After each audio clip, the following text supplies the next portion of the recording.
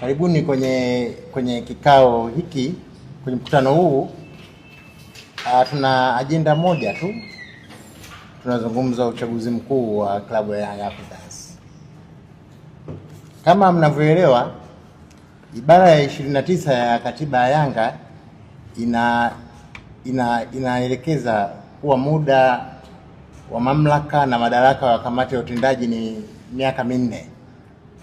Kwa maana hiyo, kila baada ya miaka minne tunatakiwa kufanya uchaguzi mkuu, na uchaguzi mkuu uliopita tulifanya mwaka 2022 na sasa ni 2026, tulifanya mwezi wa 7. Kwa hiyo kamati ya utendaji inaelekea mwisho muda wake wa utawala. Sasa kama kawaida yetu, kwa utaratibu wa katiba, wajumbe ambao wanaingia kwenye mkutano mkuu kupiga kura wanatoka kwenye matawi yaliyokidhi vigezo vya kisheria. Manake tuna sheria, katiba yetu inataka wajumbe 5 kutoka kila tawi. Wajumbe hao nao uchaguzi wao ulifanyika mwaka 2022. Maana yake kwamba mpaka leo mwaka wa 4 muda wao umekwisha.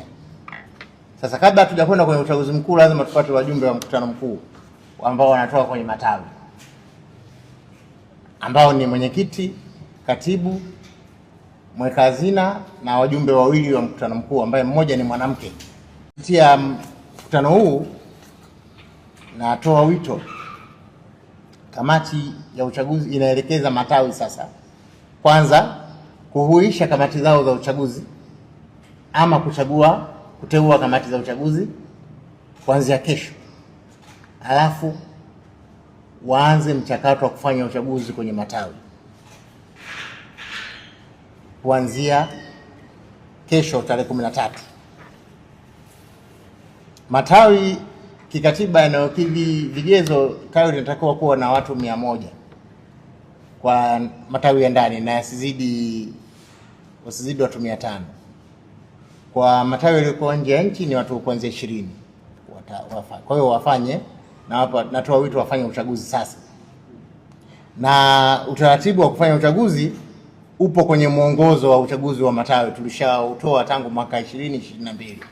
Kwa hiyo ule mwongozo bado uko valid, wafanye uchaguzi huo.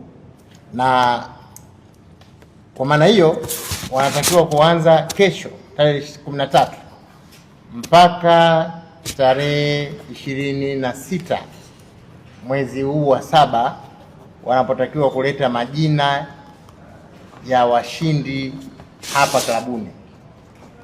Baada ya hapo sasa, Mwenyezi Mungu akijalia, tutakuja tena hapa kutangaza sasa uchaguzi mkuu.